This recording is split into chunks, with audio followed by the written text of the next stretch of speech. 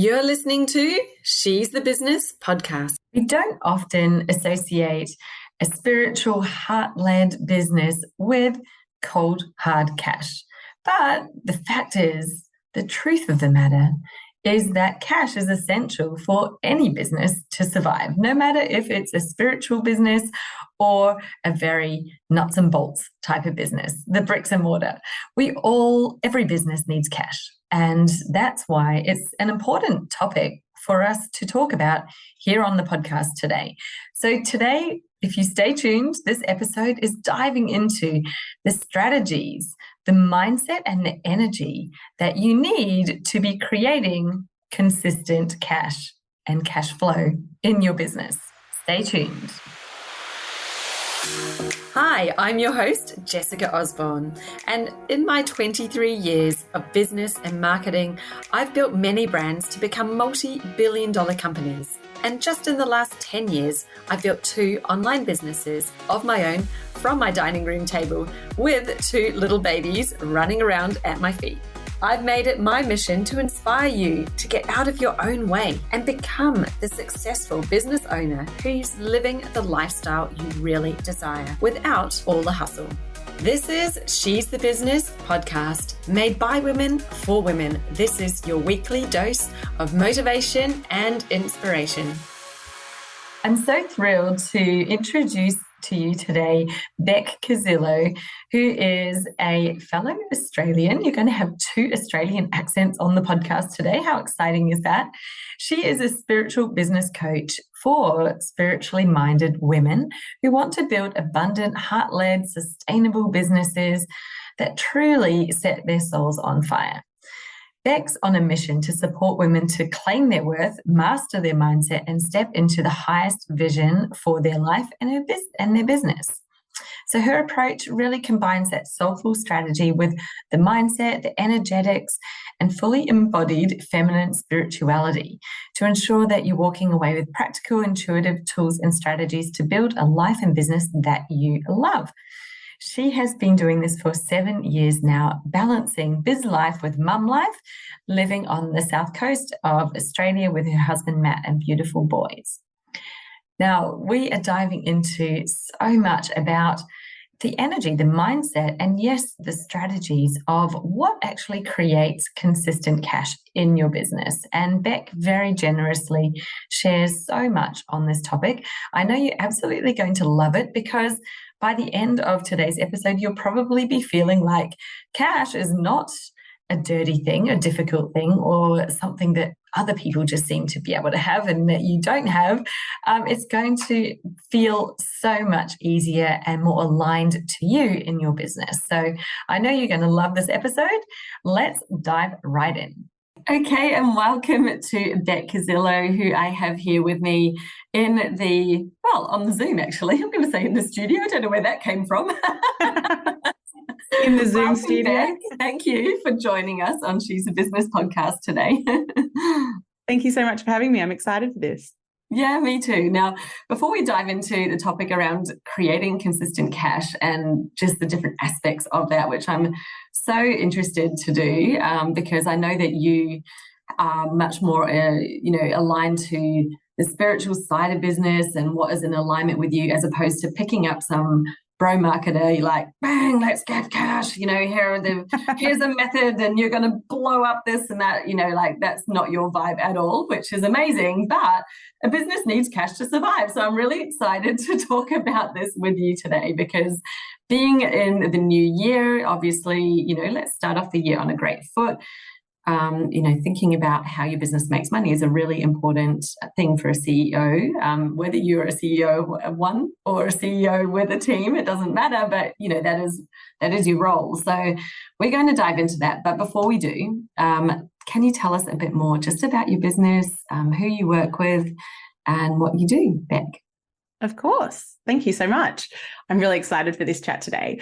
So I am a spiritual business coach, and I support spiritual women to build, grow, and scale their businesses through strategy, mindset, and energetics. And so I support either women who are spiritual, so in that they identify as spiritual and they want to run their business, in a way that really aligns with that and their values, or women who are specifically in spiritual business. So, things like women who are psychics or healers, or, maybe they own an esoteric shop or something like that. So, either very much in that spiritual industry or, across the board, spiritual human who wants to run their business in a way that aligns with that. So that's what I do. And we look at things like creating consistent cash and how you can do that, and scaling, So I run a mastermind called the Spiritual Business Mistress Mind. And so that's all around, scaling your business to the next level.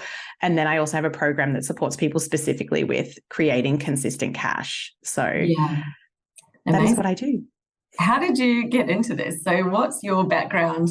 Where did it all begin? Because I don't know, like my background was so much in what I call the traditional business world. I was in corporate, and since being in the online space, there's been so many things sort of opened up to me, and I'm like, wow, there's so much, it's a different way of doing things. And I've loved shifting into what I feel is much more in alignment with me. But I'm so interested to hear, because you've really created a business from this, what is your background and how did you get into it? Such a good question. So I definitely did not intend when I set out in business to end up here, which is always the way I find, it's always, it always unfolds in a really beautiful way.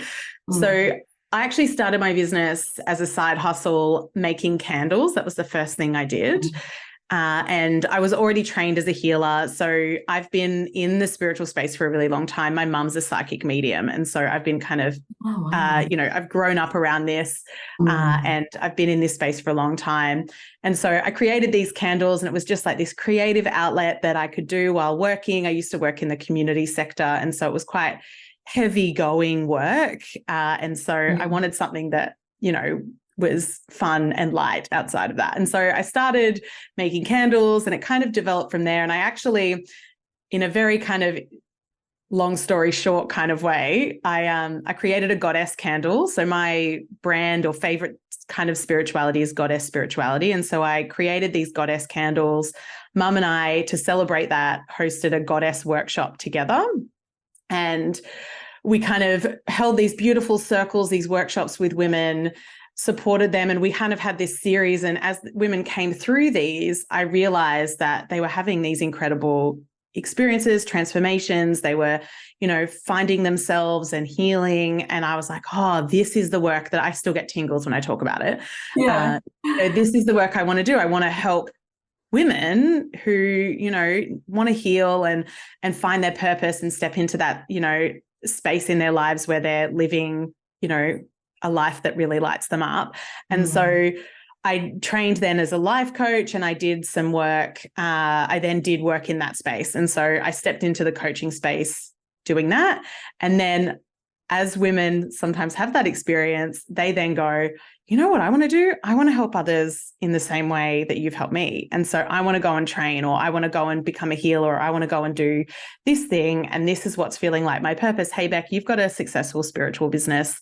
Can you help me set my business up? And I was like, yeah, I could probably help you do some things. And at the same time, my mum, having been in business, I was, I've always helped her out.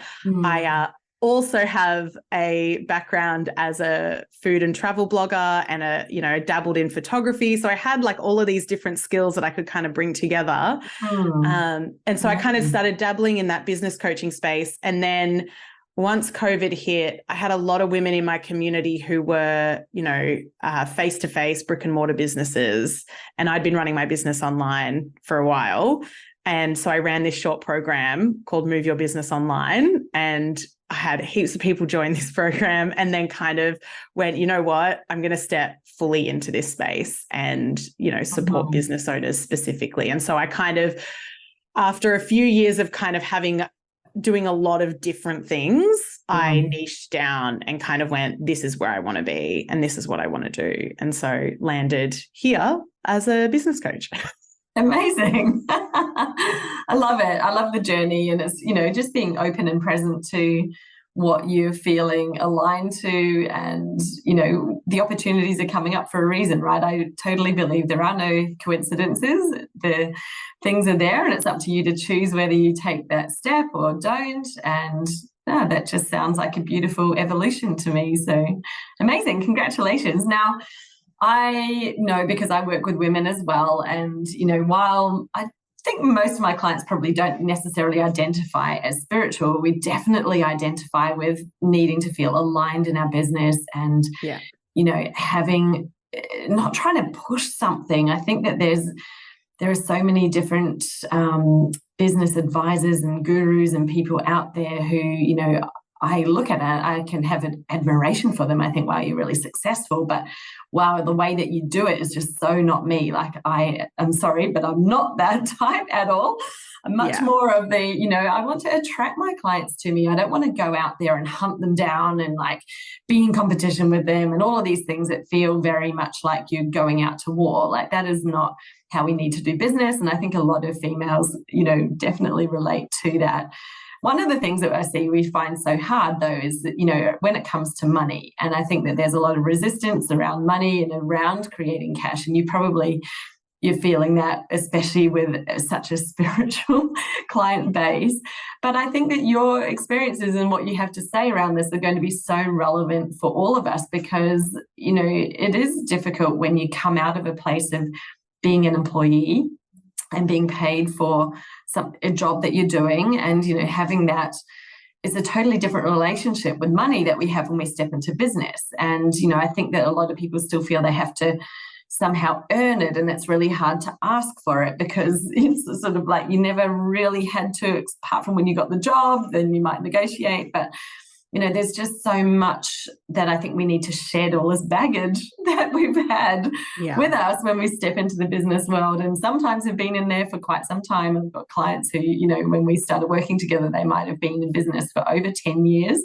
And they're still, still very firmly in that employee mindset mode, and really having trouble, I guess even charging appropriately for what they do, and things like that. So I'm not sure where you'd like to take this. I've just opened up a huge big can of worms there. Yes. Women, money, how do we do it? We can ask for it, attract it. So why don't you just start us off where you feel is the most appropriate place to begin? I mean, what you're really talking here is around the mindset around money, and our relationship to money. And, mindset is a really big part of the work that I do with my clients. It's one of the pillars of my, framework, because it is so key, and that's not just around money, that's around everything.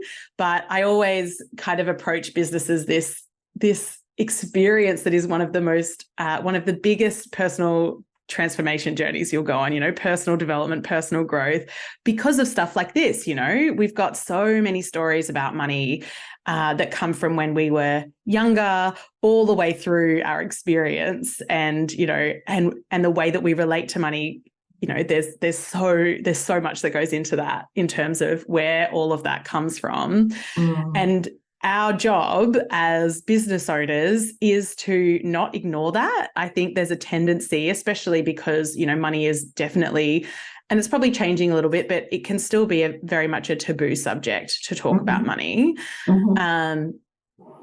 We've then got to not ignore it and actually go, okay, this is what I need. I need to focus on this, and I need to look at how I'm relating to money and what that looks like in my life and in my business. And it's going to be, not necessarily the easiest thing you do, but it's going to be one of the most impactful things you can do, particularly if you find yourself really struggling to price things, and to, if you're on a sales call with somebody, or, you find yourself in that moment where someone's gone, so how much is it? And you have to tell them the price, and you find yourself choking on that. Those are really great signs that, there's some money mindset work to do here. And, and it's not something that necessarily ever stops either. This is stuff that we come back to time and time again as business owners, kind of excavating, these stories, and it does get easier. But it is important not to ignore it, and to actually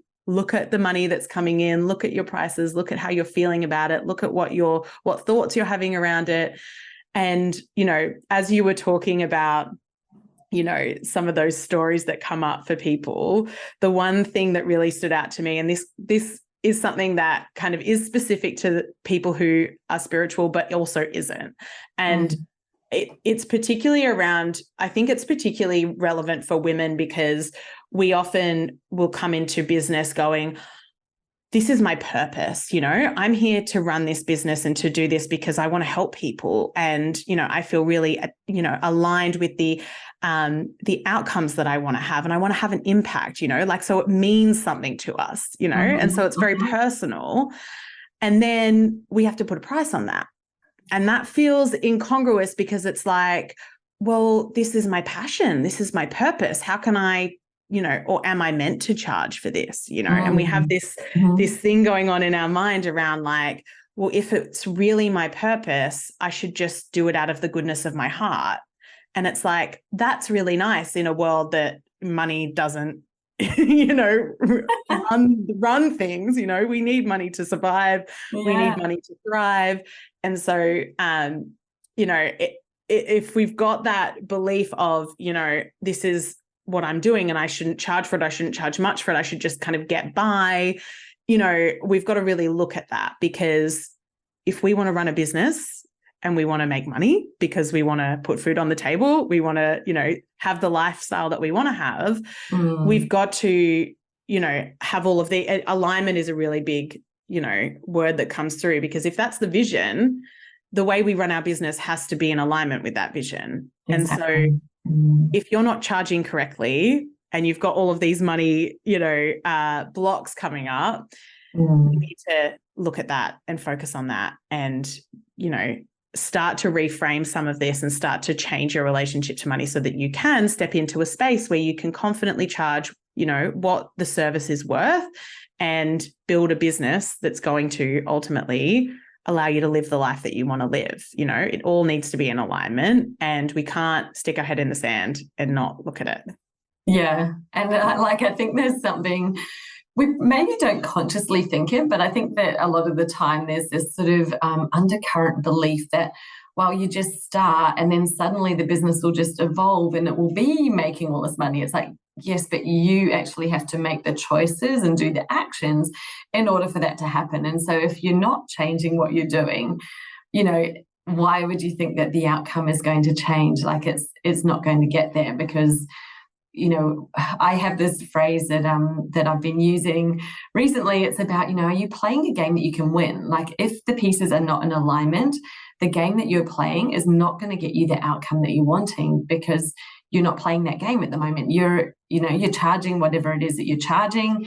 If you get booked up, you're at full capacity. How can you possibly reach your goals if you haven't created what you're doing in order to make sense with all the numbers? And, it doesn't need to be a lot of numbers, but we do actually have to go, yes, that will get me the outcome if I run it that way. So it's so interesting, because I think that is 100% exactly true. And I find it fascinating how many people, really smart, come out of corporate or wherever they start their business from. Maybe they weren't in corporate, maybe they were just in another place, doesn't matter. But, starting it, basing their pricing off what other people are doing, or basing it on, well, this would have been my hourly rate in my job, and thinking that that's how you price something. It's like, but how is that reaching your goal? Like you're basing that off something totally external, something completely unrelated to you, and how are you going to get it to your goal? That just seems to not make a lot of sense. Unpacking those stories, if we were to say, I guess our topic today around creating consistent cash, do you think that this is one of the first things, is actually just to unblock some blocks that are happening right now with actually having any cash coming in? What takes it from being something coming in to being consistent? I'm just interested to hear about your thoughts on the consistency. Yeah, love this question. So the consistency piece, I think, is really key, because this is probably something that's less relevant in those early days and more like as you start bringing in that cash. And what I find with clients is either they kind of hit an income ceiling and they're like, oh, how do I get beyond this? Or they'll have a really great month and then be like, how do I replicate that month, you know? And then they've got to hustle really hard to like create it again. And then they just end up burning themselves out on this kind of like income roller coaster. And it's very similar to what you said there around like actually looking at all of the pieces of the puzzle and going, okay, well, if my goal is to create consistent cash, what does that look like? Maybe that's, let's say, 10K per month, you know, as an initial goal that you might have. Yeah. Mm-hmm. And you go, okay, well, what are my offers? What are my prices? Does my current business model allow me to actually make $10,000 in a month? Like, is that even possible? Like, that's the first step of like looking at what you've got and going, like, am I set up for this? Because so often people aren't even running those numbers, you know, and it's like, I've just priced it on something that is, you know, unrelated over here. And it's, you know, if you're trading time for money in a one-to-one capacity, which often you do if you're in a service-based business when you're starting out, you know, you're working one-to-one and it's all about your time, you know, like you've only got a certain amount of time that you can use in that month to work, and you've got to make sure that it's all in alignment. So with your capacity, with your current offers and your pricing, can we even reach that goal is the first question. And you need to know what those numbers are. And you need to identify where the issue is then, you know, because, you know, sometimes you might surprise yourself and be like, oh, actually, I've nailed this. And I do have, you know, a business model that can support me to reach this. And maybe even it's 15K a month that, you know, your capacity can support. Yeah. Amazing. Tick. And so then it's looking at the strategy of, okay, how do we get fully booked from here? Yes. But if you look at those numbers and you go, okay, well, I'm falling well short of that, then we need to go, where's the issue? Is it in your offer? Is it in your pricing? You know, what can we do here? You can't necessarily change your capacity. So, you know, we've got to then look at your model and your pricing and how that's all working together and make sure that you've got those foundations first and foremost to actually support you to get there.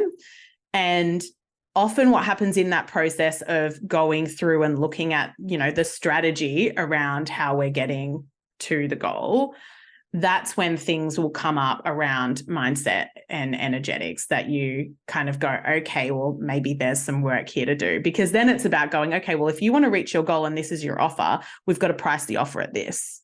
And then you see the look on your client's face that's like, oh my goodness, that's a lot of money. Yes. And they might go, oh, that feels, you know, too much. And then it's like, okay, well, what can we do here to kind of get you to either get you to that place where you can charge that amount, or do we need to shift the offering so that it's less of your time? You know, there's something's got to shift. You can't not make a change, you know, and you've got to be willing to like look at the numbers and make that change and kind of do whatever comes up, the mindset work around getting to that point. Yeah. It's so interesting, isn't it? And the beautiful thing is that there are quite a few different levers that you can use there. It's like, well, there's different ways you can do it. There's not just one way, but we need to make the numbers then make sense. And like you say, sometimes it's actually just being able to shift into that place where you can feel confident and own your pricing. And on that feeling confident, I think that's a really nice place, because I was like, the confidence is actually so much about the energy and the energetics. So I wanted to shift you into the energetics piece around, you know, being able to attract that, the sales, the cash flow into the business. What are the key pieces that you see in terms of energetics and what you need to be thinking about when we're selling or when we're pricing our stuff? I love this. So when I think about particularly around pricing and money and energetics, it's very much in like, how does that actually feel in your body? You know, so we were talking before about, you know, if somebody asks you the price and you choke on that energy is not the energy you want to be in when selling your offers, right? Like you want to just be like, you probably want to get to a place around money that feels very neutral, you know? So you can confidently just say, this is what the price is, you know? The price is this, and this is how you pay. You've got these options, you know? And it's very much like just a matter of fact of what it is, and this is how it works. And the energy around that neutrality is so different to that energy of being really closed up, you know? And sometimes it takes practice, you know? If we've never had to go, this is how much my services are, you know, it's often just about getting to that place where you can, you know, embody that. And sometimes it's about standing in front of the mirror and saying it a few times and seeing what happens to your body and seeing how it feels in your body. You know, your body will always give you signs around how things are feeling for you. And you do want to get to a place where you can say, this is the price. And so we often work up to that as well, you know. So when I talk to my clients about, you know, raising their prices, it'll often be like, okay, well, what's a ballpark figure you're thinking about? You know, what feels in alignment for you? And sometimes they'll come in and most of the time I'll say, okay, cool. Like, that's great. Like, let's go with that. And then we can review it. Sometimes I'll be like, I think we need to stretch that a little bit, you know, like, can we stretch it? And I always like to kind of think about, you need it to be a price that, you know, you can energetically get behind. I'm never going to, I'm never going to come in and say to a client, you know, you need to double your prices and just get over it. Because if you can't energetically go, this is what the price is without closing up, you're never going to be able to make a sale. And so we might get there eventually. And I know I've had conversations with clients where they're like, I look back on what I was charging when I first started working with you. And I was like, how was I even doing that? You know, like, that's so, and I don't like the word cheap, but you know, that was so low, you know, it wasn't in alignment with what I really wanted or what I was offering. But at the time it felt so wild to raise my prices beyond that, you know? And so we work up to it, and we get to a place where, you know, you're feeling neutral about your prices, and maybe you're feeling good, but neutral is a good place to be. Yes, I so relate to that. It's so interesting because I do such a similar thing. You know, I kind of am like, well, what feels good to you? Like a little bit maybe exciting and maybe a little bit scary, because it's often confused that the fear and the excitement kind of feel the same in the body. But it's like, but you've kind of also got to go, well, I know that it's worth this, even though I might feel a bit nervous about saying it at first. When you can come back into yourself and go, no, it is actually really worth this, and I know that, then it's just a matter of detaching from what they're thinking, right? And, you know, there's so much that you can unpack with being able to kind of stand there and go, well, this is what it is. I'm happy to say it. And, you know, whatever they think, we can't control. So there's no point really concerning yourself with it. But also to know that there's such that, like you said, there's a progression. Like I just to share with you, because I was cracking up when you were saying, you know, like when you can't say what your pricing is. When I had my very first sales calls, we'd get to the end and I'd say, I'll email you. I'd email them the price. I was so nervous. I couldn't even say it on the call. So, you know, like, look at that. And you go, well, that, you know, obviously I didn't just suddenly wake up one day and be like, I'm totally confident in my pricing now, and now I can like just say all these numbers, and I've, you know, raised it by 3 times. It was a progression, and a progression of kind of stepping, going, okay, well, I feel like it's now I'm underwhelmed by it. And you don't want to have a price that you're underwhelmed by, or you're not excited to actually sell to, or you're already feeling resentful about it, because like, what a terrible way to start a relationship as well. If you're like, well, it's this, but I'm not even excited about it, and what if they don't even buy, and you know, all of that stuff going on in your head. Like you said, the energy to it could just be so detrimental. So I love how you shared about that, and it's, you know, just getting to that place where you can say a number and it feel like it's actually really good because it's aligned with where you are. What would you say are the biggest mindset hurdles that people have to, you know, I guess, overcome with that? Because as we were talking, I had this recollection of a client who just so beautiful, but she was in a space where she helped people with their grief. And I think that she just had so much going on there, specifically around charging for what she did, simply because she was like, but I feel like what I do is something I can't even charge for, because, you know, like she was sort of attaching all of these thoughts to her potential clients and making up what they're thinking, going, well, they're probably thinking, how can you charge for it? Because doesn't the church do this? Or isn't it like counseling? And, you know, so a lot of that was actually just shifting her out of that place into a place where she actually felt like, no, this is okay. You can charge for what you do, and that it's different to some of these other services. And so that she could feel confident and okay about it. I'm not sure if that's a common one, but what are the other sort of key hurdles people have? You know, is it guilt? Is it self-worth? Like, what is it that you think is coming up?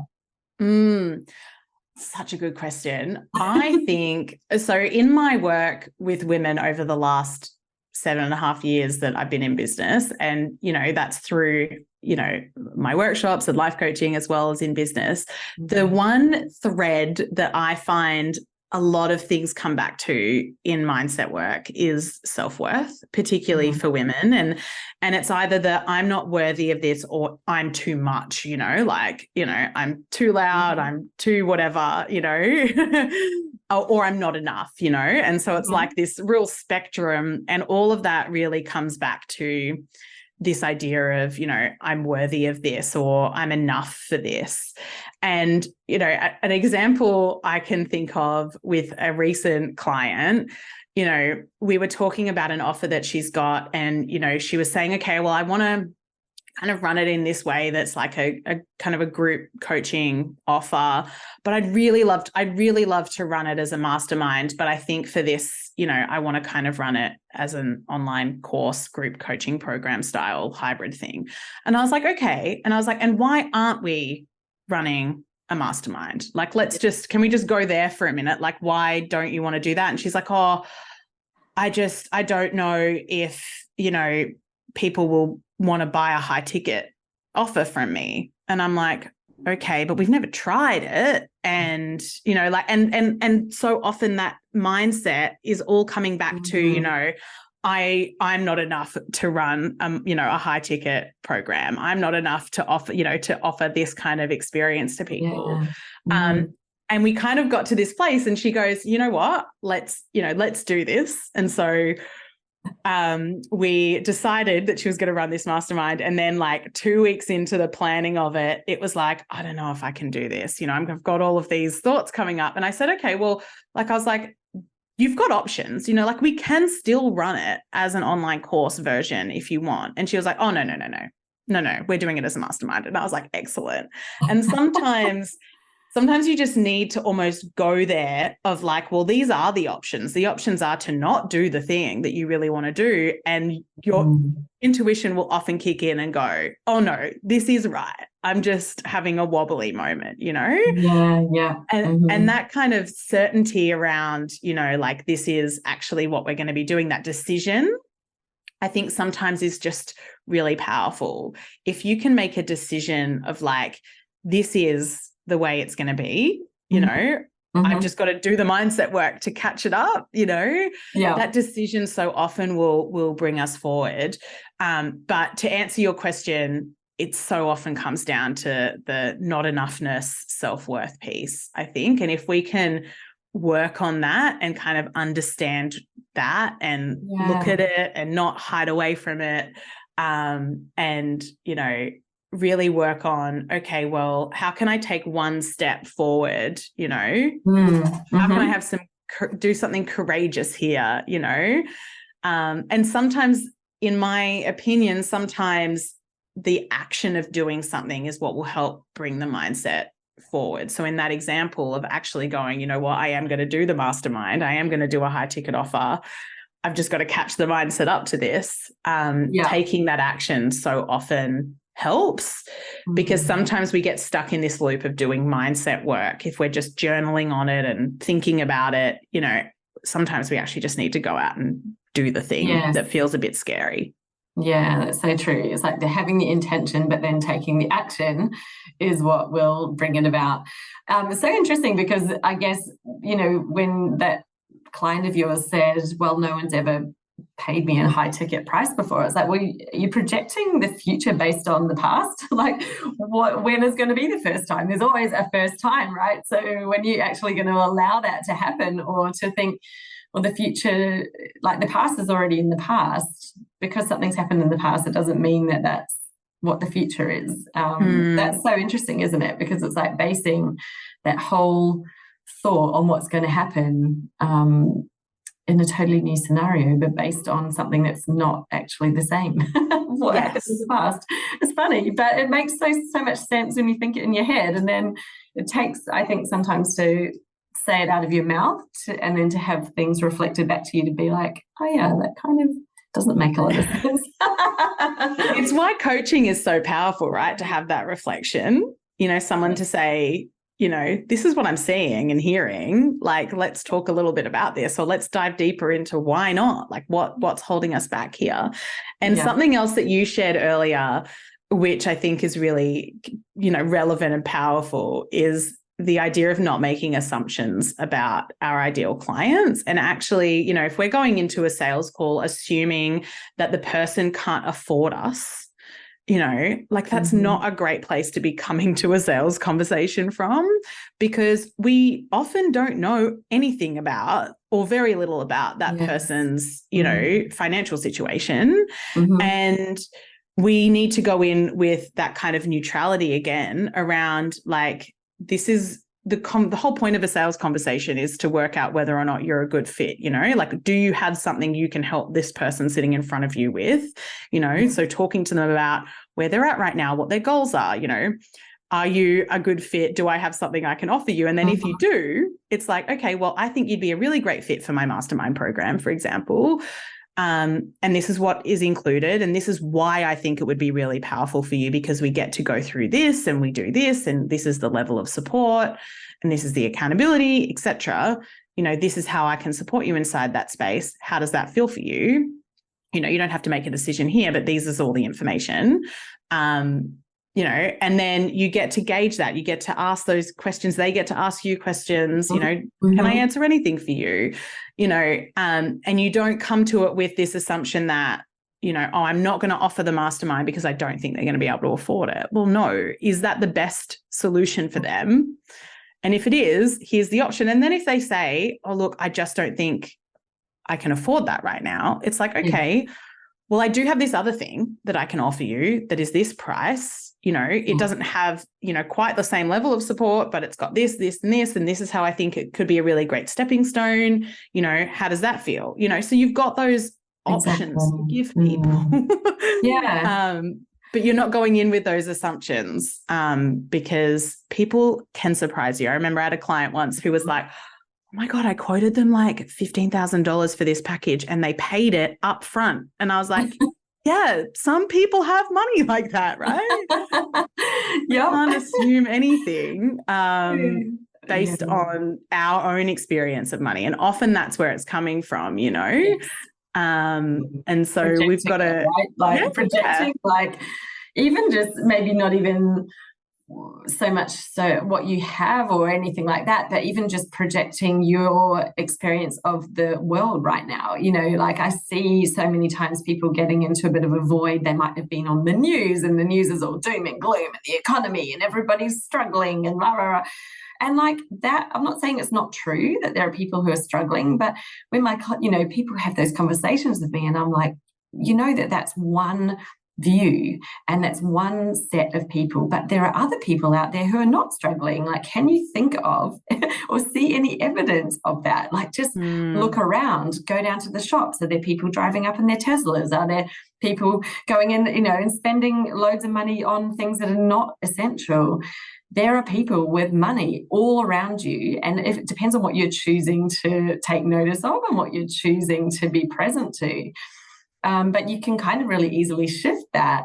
And then, I think that always really helps to then not project a certain viewpoint out to the world that like everybody's struggling, because like, well, guess what, if you're projecting that out, that's what you're going to be experiencing. Like that's who might turn up on the call, people who are having trouble, because you're already projecting it out. So I think it's so interesting, isn't it? Like you say, don't make assumptions, and anything that you might be thinking, like how can you even talk back to yourself, the voices in your head, but the one voice is saying one thing, like how can you even say, is that really true? Is there any evidence of it being actually, just one part of reality?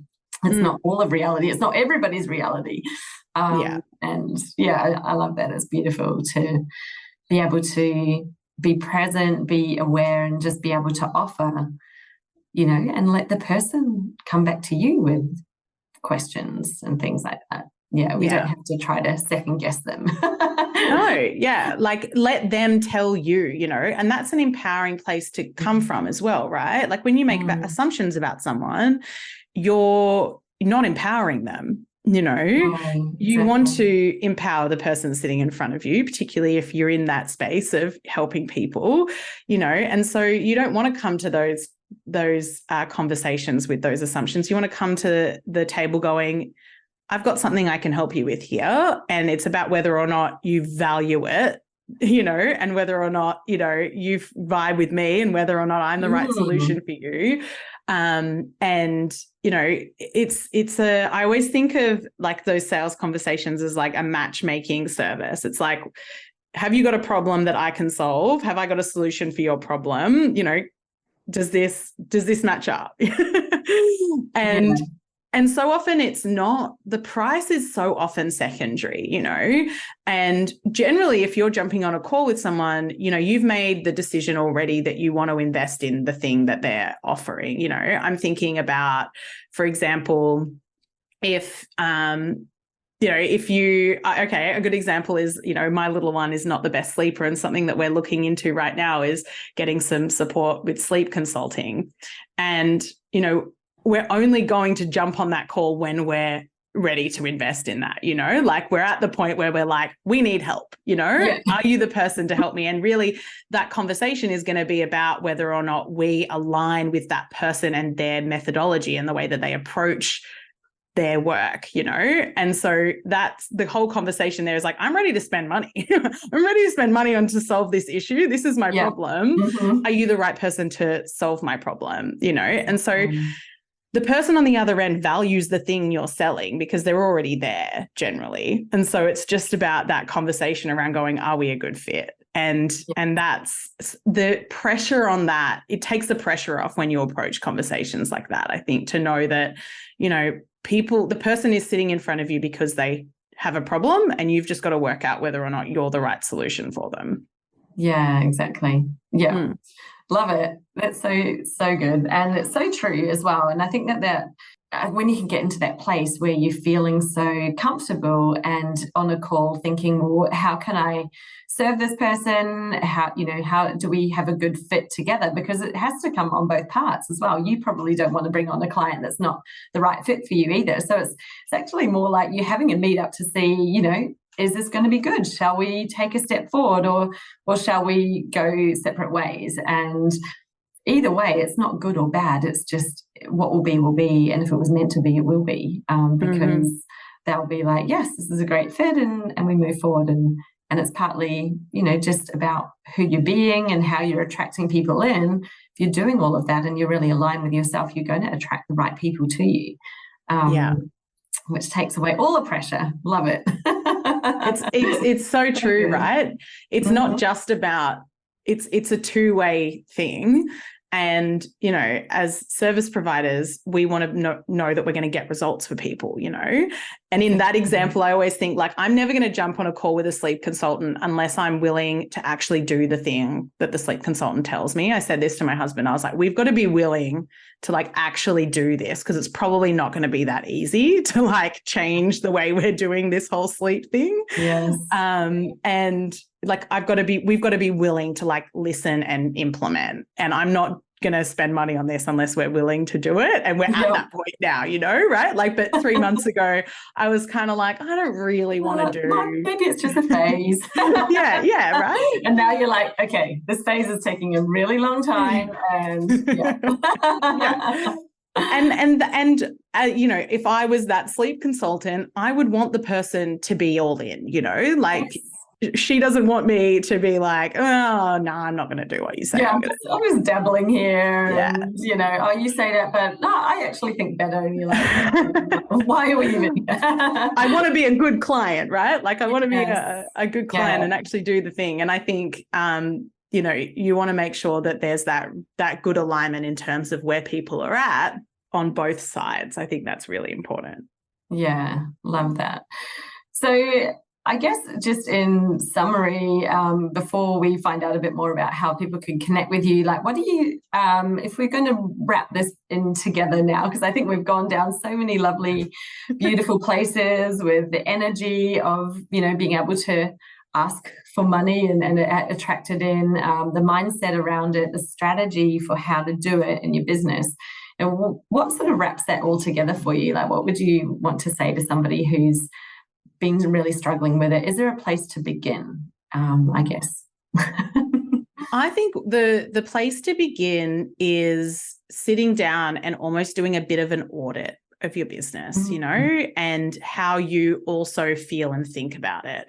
So it's almost like, okay, well, what have I been doing? What does the business look like? Where are we at right now? What are the numbers saying? What are the, what's the data saying? But also, how am I feeling? Where am I feeling aligned? Where am I feeling not aligned? What's working? What's not working?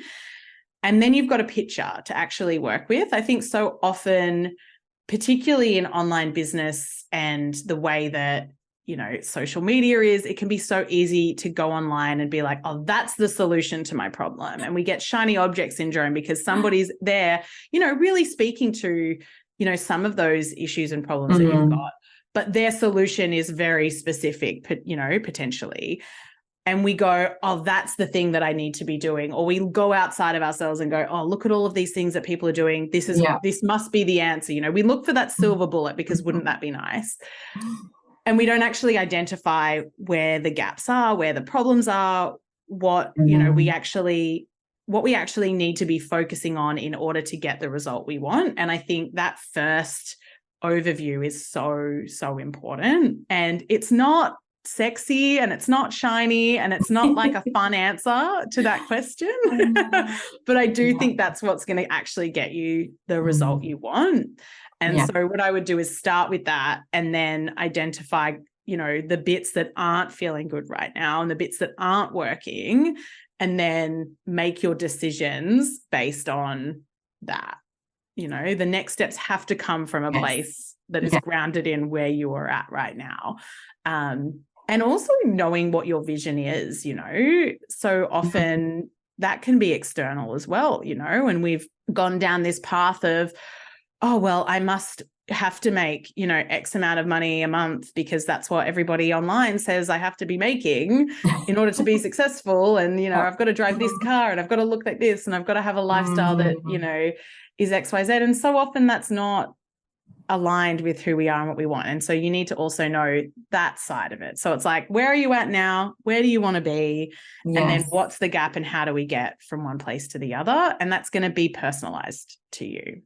Yeah, I love that you said that because, I think, we're going off down someone else's path or, so many people are like, oh, yeah, I've got just reverse engineered what I've seen someone do. It's like, well, that's great, but are they you? And do they have the same goals? And is there, you don't actually know what's going on in the back end of their business. You're reverse engineering a tiny little part of what you can see on the front end. And it's like, that's actually not giving you the whole picture or the whole story. So like you say, it's really hard to go online and just try to grab that silver bullet or be like, that person says to do this and I'm not currently doing it. That must be what's wrong. Like, and it's so normal, I laugh, but it's normal to think that. I think we've all probably had moments of experiencing that and doing it because it's what your brain tells you it's logical and that's what you should do. And, it's very easy. And it often feels easy because it's like, well, it's just that one thing. So if I just go and do that, then everything should work. But like you say, if we haven't gone in, got awareness, and actually joined the dots up in behind the scenes, then it's really hard to actually make something like that work. It's like you can't just come along and put the icing on the cake before the cake exists, right? Exactly right. 100%. Oh my goodness. It's, you know, you'll be building on shaky ground then. And Yes. you don't want to be doing that. You want to have that solid foundation. Yeah. So true. So Bec, where do you hang out if people want to come and connect with you and learn more about you, or just hang out and listen to you more? Where can they find you? Amazing. So the best place to learn from me more is on the podcast. So I have a podcast, Feminine Fire with Bec Cuzzillo. So you can come on over and find me wherever you listen to podcasts. And then in terms of social media, I usually hang out most on Instagram. I don't currently have access to my business account on Instagram. I'm hoping by the time this goes live, I do. Oh, wow. The best place to find me at the moment is on Facebook, and I will remain there and hang out there. So you can just come on over and find me, Bec Cuzzillo, spiritual business coach. I'd love to connect with you. So please, if you've found this useful, come and let me know. I'd really, really love to hear from you. We can chat more about, you know, cash and money and creating consistency and sustainability and all the fun things. Yeah, brilliant. Thank you. We will make sure those are linked up in the show notes. Your podcast, I'm sure, is amazing. So definitely go and check Bec's podcast out. And find her on Facebook, maybe on Instagram. Yes. But that's great. Thank you so much, Bec. It's been an absolute pleasure chatting today. I think it's such a great topic and definitely an important one, especially at the start of the year. You know, we're heading into the year. Let's not go in blind. Let's go in fully eyes open, aware of the things, and actually being ready to attract money, attract consistent cash, because that's the lifeblood of your business. And, you know, it's what actually spreads, doesn't it? Like, it comes in, it goes out. It's just the currency of the whole world. So, you know, I always feel like you're not bringing it in for you. You're actually bringing it in, and it's then being shared out to everyone else that you pay for all the different things that you do. So it's, a great place to be and a great way to start off the year. Thanks so much for having me. Thank you. If you're a coach, a consultant, or an online service provider, and you're sick of relying on referrals or feeling really overworked and underpaid for the time that you're putting into your business, and really just want to feel like you're on the path to having a fulfilling high-income business that allows you to work part-time hours so you can spend more time with your family, for yourself, and actually enjoy your life, then I have the solution for you. My program, Business Jam, contains my proven strategy for attracting high-quality clients to really profitable and saleable services that also fit your lifestyle needs, so that you've created a game that you can win in your business, and it actually gets you to the outcome that you set out to create when you first started. Now, this is for you, whether you've been in business for 10 years, 20 years, or even if it's year one, then this is your core marketing strategy foundation that helps you to focus on the right things, stop focusing on all of the wrong things and wasting all of your time with activities that you don't need to be doing. So we get you streamlined and attracting in exactly what you need to have the business outcome that you desire. Business Jam is not open right now, but the waitlist is open. So head to jessicaosborne.com/waitlist and put your name down to get on my priority waitlist for Business Jam. So you're first to hear about it when we're opening doors next. And I always save a few extra special things just for the people who are on my waitlist. So that could be you. So head over to jessicaosborne.com/waitlist to get your name on the priority waitlist for Business Jam. And you'll be first to hear all about it when we're opening up next. Thank you so much for tuning in to another episode of She's a Business podcast. I hope that you've been enjoying it as much as I have in creating the content to bring to you. So I really appreciate you being here. I appreciate your presence and your attention. Now, if you love the podcast, or maybe you just loved today's episode, then I would absolutely appreciate it if you would go to Apple Podcasts, scroll down, hit the 5 stars, and then leave me a short review about what it was that you really enjoyed in this episode, or maybe in the podcast overall. And when I receive those reviews, then I love to give those reviewers a shout out on my future podcast episodes. So you never know, you may hear your name getting a shout out in a future episode if you do that. So thank you once again for your time, and I'll see you next time on She's the Business.